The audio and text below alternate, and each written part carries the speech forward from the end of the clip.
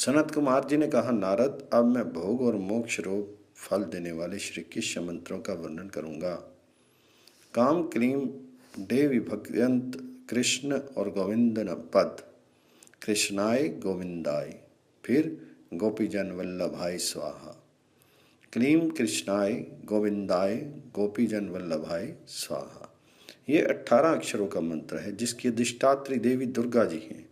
इस मंत्र के नारद ऋषि, गायत्री छंद परमात्मा श्री कृष्ण देवता, क्लीम बीज और स्वाहा शक्ति हैं। धर्म, अर्थ, काम और मोक्ष चारों पुरुषार्थों की सिद्धि के लिए इसका विनियोग किया जाता है। श्रेष्ठ साधक ऋषि का सिर में, छंद का मुख में, देवता का हृदय में, बीज का गुह में और शक्ति का चरणों में न्यास करें। मंत्र के 4 4 4 4 और 2 अक्षरों से पंचांग न्यास करके फिर तत्व न्यास करें। तत्पश्चात हृदय कमल में क्रमशः 12 कला व्याप्त सूर्यमंडल, 16 कला व्याप्त चंद्रमंडल और 10 कला व्याप्त अग्निमंडल का न्यास करें। साथ ही मंत्र के पदों में स्थित 8 8 और 2 अक्षरों का भी क्रमशः उन मंडलों के साथ योग करके उन सब का हृदय में न्यास करें। यथा क्लीं कृष्णाय गोविंदाय ओम 12 कला व्यास सूर्यमंडलात्मने नमः, गोपीजन वल्लभाय ओम 16 कला व्याप्त चंद्रमंडलात्मने नमः स्वाहा। मम 10 कला व्याम वहनी मंडलात्मने नमः, हत पुंडरीके। तत्पश्चात आकाश आदि के स्थलों में अर्थात मूर्धा, मुख, हृदय, कोह और तथा चरणों में क्रमशः वासुदेव आदि का न्यास करें। वासुदेव, संकर्षण, प्रद्युम्न, अनिरुद्ध तथा नारायण ये वासुदेव आदि कहलाते हैं। ये क्रमशः परमेष्टि आदि से युक्त हैं। परमेष्टि पुरुष शोच, विद्या, निवृत्ति एवं तथा सर्व ये परमेष्टि आदि कहे गए हैं। परमेष्टि पुरुष आदि क्रमशः श्वेतवर्ण, अनिलवर्ण, अग्निवर्ण, अम्बुवर्ण तथा भूमिवर्ण के हैं। इन सब का पूर्ववत न्यास करना चाहिए।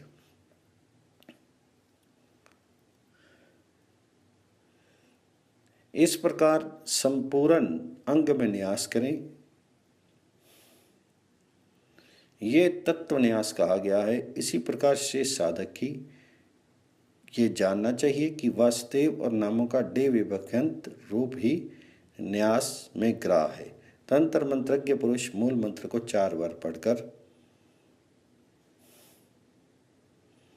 पूरक 6 बार पढ़कर, कुंभक और 2 बार पढ़कर रेचक करते हुए प्राणायाम संपन्न करे। कुछ आचार्यों का यहाँ ये कथन है कि प्राणायाम के पश्चात पीठ न्यास करके दूसरे न्यासों का अनुष्ठान करें।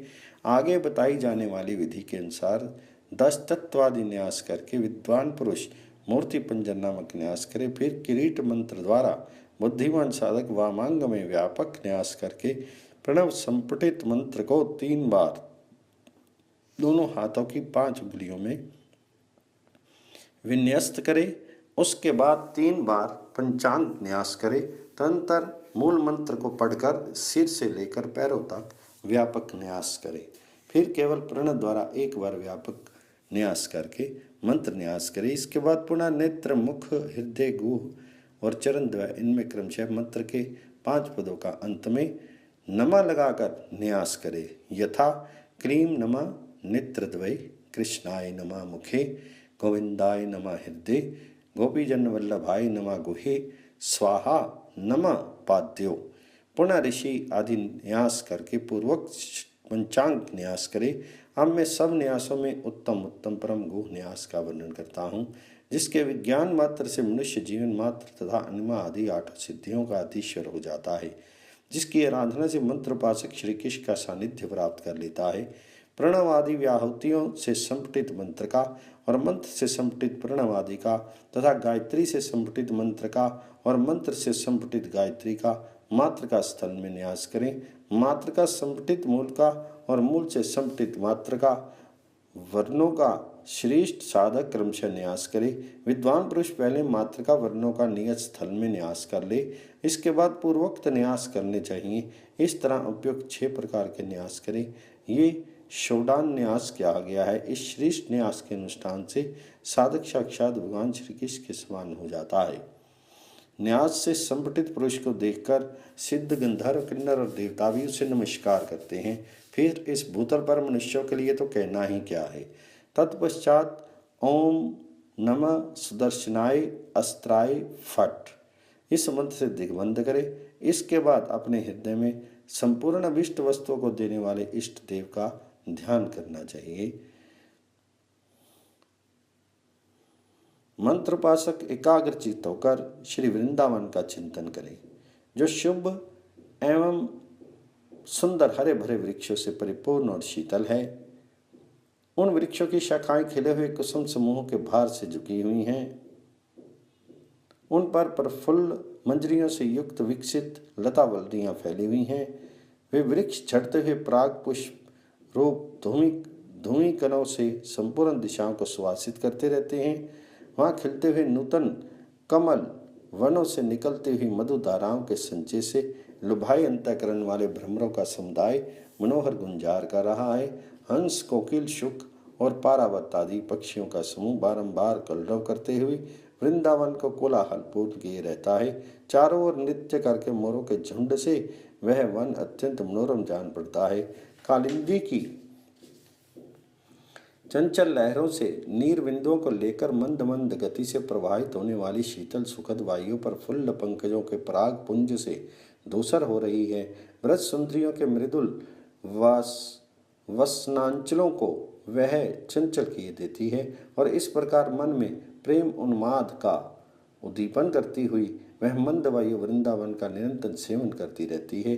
उस वन के भीतर एक अत्यंत मनोहर कल्प वृक्ष का चिंतन करें। उसके नीचे सन में वेदी पर परम उत्तम रत्न में पीठ शोभा पाता है। वहाँ की प्रांगण भूमि भी रत्नों से आबद्ध है। उस रत्न में पीठ पर लाल रंग के अष्टदल कमल की भावना करें, जिसके मध्य भाग में श्री मुकुंद विराजमान है। उनके स्वरूप का इस प्रकार ध्यान करें। उनकी अंग कांति विकसित नील कमल के समान श्याम है। वे मोर पंख का मुकुट पहने हुए हैं। कटी भाग में पीताम्बर शोभा पा रहा है। उनका मुख चंद्रमा की लज्जित कर रहा है। नेत्र खिले हुए कमलों की शोभा छीन लेते हैं। उनका संपूर्ण अंग कौस्तुभ मनु की प्रभा से उद्भासित हो रहा है। वक्षस्थल में श्री वत्स का चिन्ह शोभित है। वे परम सुंदर दिव्य आभूषण से विभूषित हैं। व्रज सुंदरियां मानो अपने नेत्र कमलों के उपहार से उनकी पूजा करती हैं। गौएं उन्हें सब ओर से घेर कर खड़ी हैं। गोपवृंद उनके साथ है और वे बंसी बजा रहे हैं। विद्वान पुरुष भगवान का चिंतन करें। बुद्धिमान साधक इस तरह ध्यान करके पहले 20,000 मंत्र जप करे, फिर एकाग्रचित्त होकर अरुण कमल कुसुमों की दिशांशा होती दे। तत्पश्चात समाहित होकर मंत्र सिद्धि के लिए 5 लाख जप करे। लाल कमलों की आहुति देकर साधक संपूर्ण सिद्धियों का स्वामी हो जाता है। पूर्वोक्त वैष्णव पीठ पर मूल मंत्र से मूर्ति निर्माण करके उसमें कोपी जन मनोहर श्याम सुंदर श्री कृष्ण का वाहन और पूजन करें। मुख में वेणु की पूजा करके वक्षस्थल में वनमाला कौस्तुभ तथा श्रीवत्स का पूजन करें। इसके बाद पुष्पांजलि चढ़ाएं। तत्पश्चात बुद्धिमान उपासक देवेश्वर श्री कृष्ण का चिंतन करते हुए उनके दक्षिण भाग में श्वेत चंदन चर्चित श्वेत तुलसी को तथा वाम भाग में रक्त चंदन चर्चित लाल तुलसी को समर्पित करें। इसके बाद 2 अश्वमार कनेर पुष्पों से उनके हृदय और मस्तक की पूजा करें। अनंतर शीर्ष भाग में विधि पूर्वक 2 कमल पुष्प समर्पित करें। तत्पश्चात उनके संपूर्ण अंगों में 2 तुलसी दल, 2 कमल पुष्प और 2 अश्वमार श्वेत रक्त कनेर कुसुम चढ़ाकर फिर सब प्रकार के पुष्प अर्पण करें।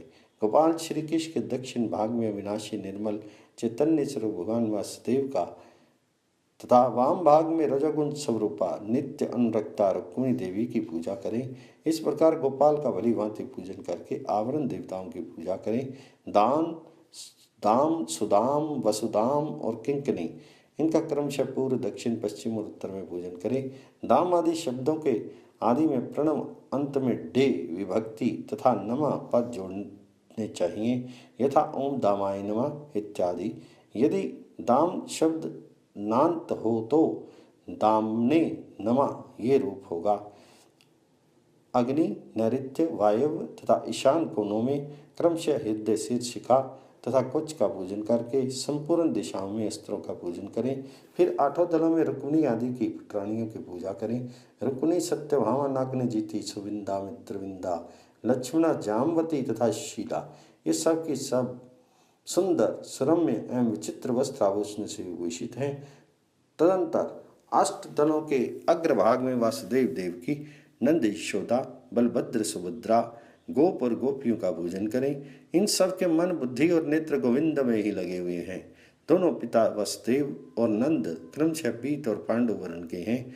माताएं देवकी और यशोदा दिव्य हार, दिव्य वस्त्र, दिव्य अंगराग तथा दिव्य आभूषणों से भूषित हैं। दोनों ने चरु तथा खेत से भरे हुए पात्र ले रखे हैं। देवकी का रंग लाल है और यशोदा का श्याम है। दोनों ने सुंदर हार और मणि में कुंडलों से अपने को विभूषित किया है। बलराम जी शंख तथा चंद्रमा के समान गौरवर्ण है। वे मूसल और हाल धारण करते हैं। उनके श्रीअंगों पर नीले रंग का वस्त्र शोभित होता है। हलधर के एक कान में कुंडल शोभा पाता है। भगवान जी की जो श्यामला कला है वही भद्र स्वरूपा सुभद्रा है। उसके आभूषण भी भद्र मंगल रूप हैं। सुभद्रा जी के एक हाथ में वर और दूसरे में अभय है। वे पीताम्बर धारण करती हैं। गोपगणों के हाथ में वेणु, वीणा, सोने की छड़ी, शंख और सिंह आदि हैं। गोपियों के कर कमलों में नाना प्रकार के खाद्य पदार्थ हैं। इन सब के बाह्य भाग में मंदार आदि कल्प वृक्षों की पूजा करें। मंदार, संतान, परिजात, कल्पवृक्ष और हरिचंदन ये ही उन वृक्षों के नाम हैं। उक्त 5 वृक्षों से 4 की चारों दिशाओं में और एक के मध्य भाग में पूजा करें। उनके बाह्य भाग में इंद्र आदि दिक्पालों और उनके वज्र आदि अस्त्रों की पूजा करें। तत्पश्चात श्री कृष्ण के 8 नामों द्वारा उनका यजन करना चाहिए। वे नाम इस प्रकार से हैं: कृष्ण, वासुदेव, देवकी नंदन, नारायण, यदुश्रेष्ठ, वाशर्ण्य, धर्मपालक तथा असुर आक्रांत, भूभारहारी। विद्वान पुरुषों को संपूर्ण कामनाओं की प्राप्ति के लिए तथा संसार सागर से पार होने के लिए इन आवरणों सहित असुरारी श्री कृष्ण की आराधना करनी चाहिए।